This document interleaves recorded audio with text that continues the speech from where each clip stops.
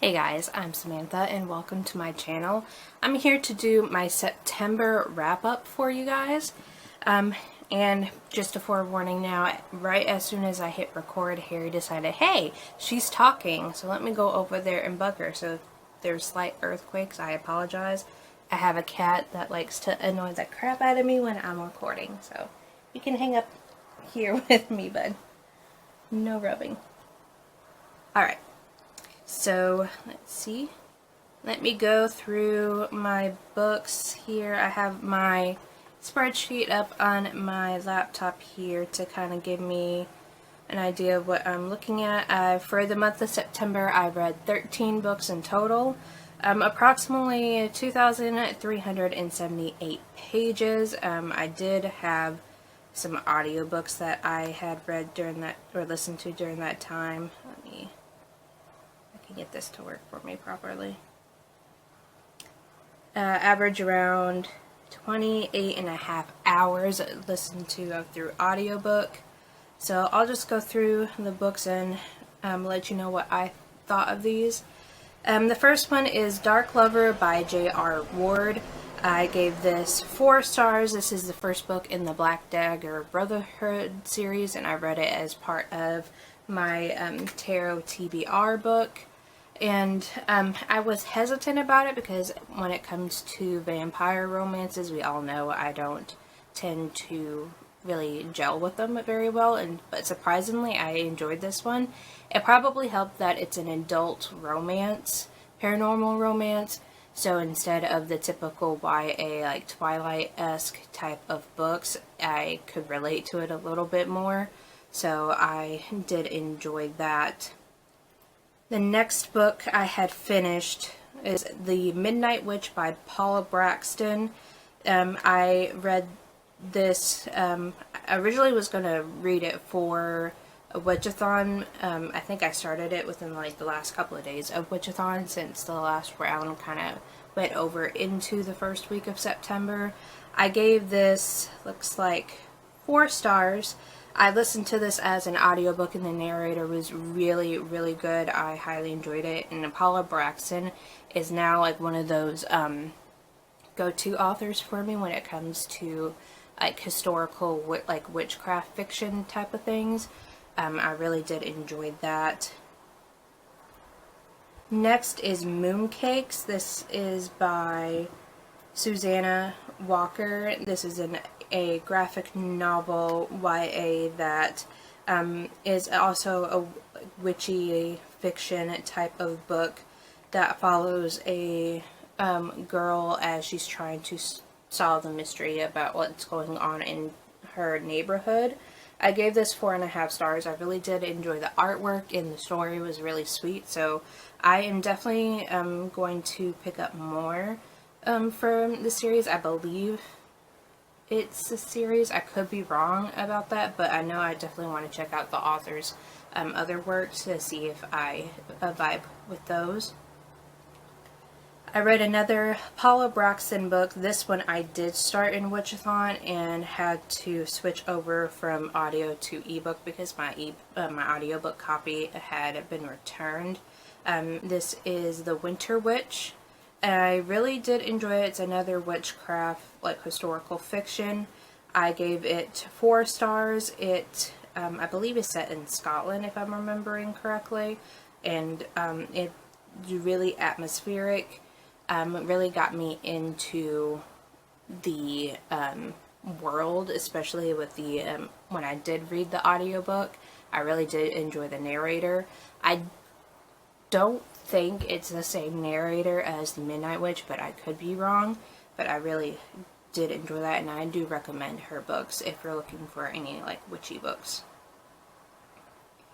I reviewed Adventure Cables by Megan Jones. I got this as a NetGalley e-arc some while ago that I just finally got to reviewing. I gave this, let's see, I gave this 3.5 stars.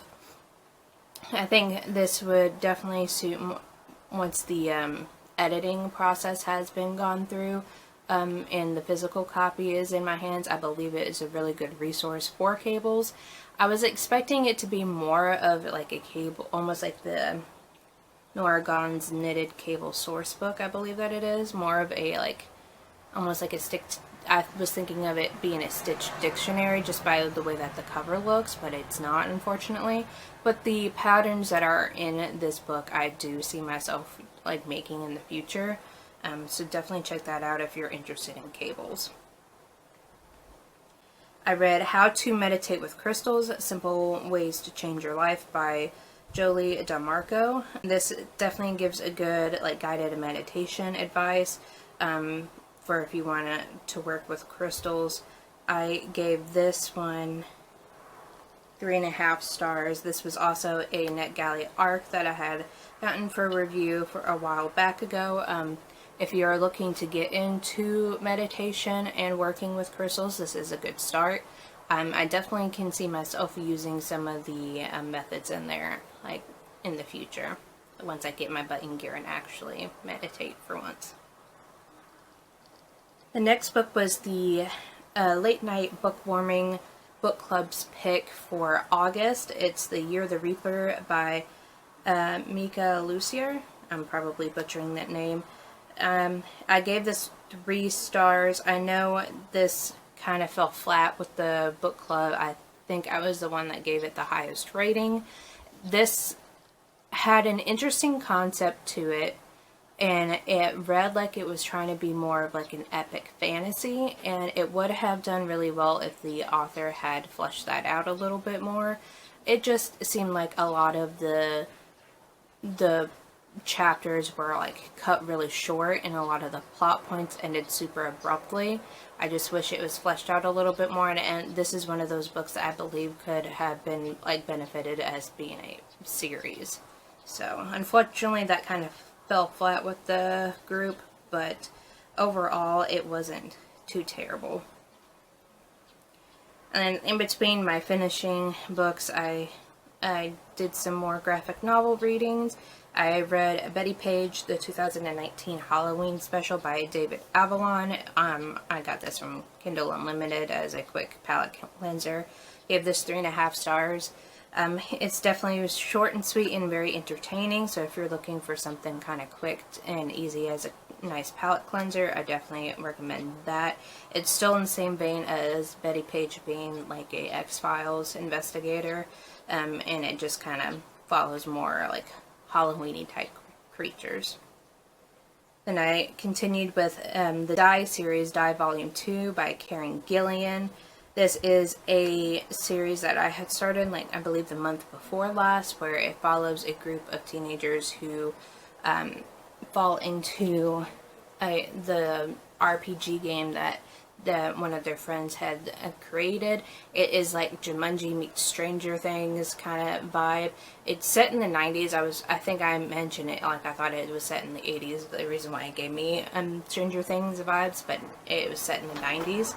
And all the characters are trying to figure out how to get out of the game with all of them alive. I gave this 3 stars. It's definitely kind of middle of the road for me still. It's probably because I'm not a big RPG like game player, so I don't really like understand a lot of the references, but it's also throwing in some more like classical writers style into the series as well, so it's making it a little bit interesting, but it's also not really, I'm not really seeing how and it makes sense in this world, but it does make for an interesting plot. I had picked up Amired by Alex E. Harrow. This is the second book in the Fractured Fable series. I had enjoyed the first one. I think I read it earlier this year for Polarthon.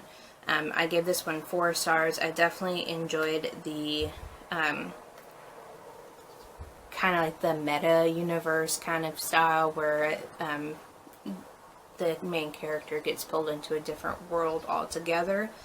So I definitely recommend that. I read Fence Volume 1 for my TBR, Tarot TBR by C.S. Pacat. This is a YA graphic novel series that follows a young boy as he is trying to become the best fence player and beat an opponent. I gave this 3 stars.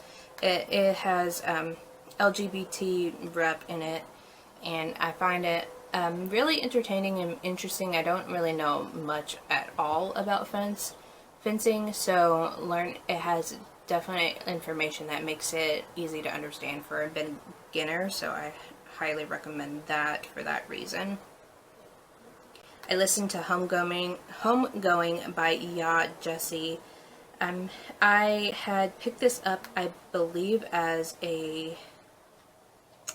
for one of my reading challenges. I know that I had the audiobook from Libby for a while, and I've been meaning to pick this up. I've been hearing a lot of praise about it. I gave it 3 stars. It follows a family throughout the generations as them living in Africa and being part of the tribes there, and it follows their legacy as a lot of them gets taken for slaves and brought to the U.S. and how they coped and handled with that, like the trauma that I really did find this as an impactful read. It's something I do recommend everyone reading.